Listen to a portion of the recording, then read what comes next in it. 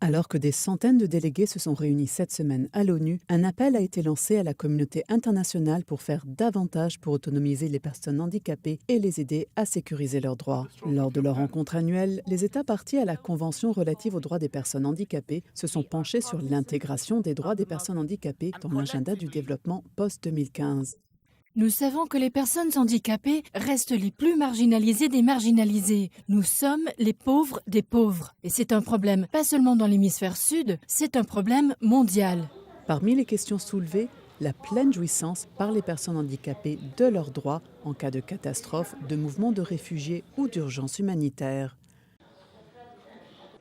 À l'ouverture de la conférence, le vice-secrétaire général Jan Eliasson a rappelé aux participants que la qualité d'une société se mesure au final à la manière dont elle traite ses citoyens les plus vulnérables. Un message que les délégués espèrent voir se répercuter au-delà de l'ONU. Le secrétaire général Ban Ki-moon s'est rendu en Asie centrale cette semaine pour promouvoir une réponse commune aux nombreux défis transfrontaliers auxquels sont confrontés les 5 pays de la région. Le trafic de drogue, la criminalité transfrontalière, les problèmes environnementaux, l'accès à l'eau et l'énergie. Lors d'une conférence sur l'eau qui s'est tenue au Tadjikistan, Ban Ki-moon a déclaré que l'eau est la vie, l'eau est la santé, l'eau est la dignité, l'eau est un droit de l'homme. Il a exhorté les nations de la région et au-delà à renouveler leur engagement en faveur de l'accès à l'eau potable et à l'assainissement. Au Kazakhstan, le secrétaire général a déclaré lors d'une réunion de chefs religieux du monde qu'il n'y a pas plus grande cause aujourd'hui que de bâtir des relations d'entente et de coopération entre les communautés. Lors de ce déplacement, pendant lequel il s'est aussi rendu au Kirghizistan, en Ouzbékistan et au Turkménistan, le chef de l'ONU a également parlé des priorités clés de l'ONU, notamment la promotion du développement durable et la lutte contre le changement climatique.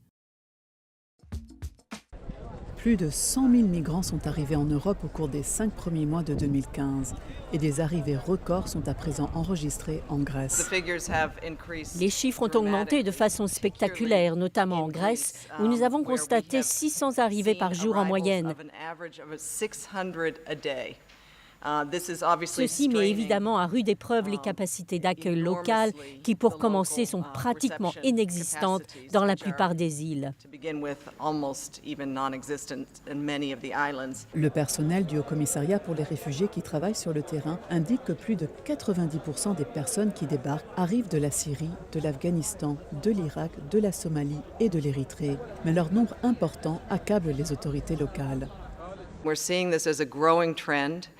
Nous voyons cela comme une tendance croissante.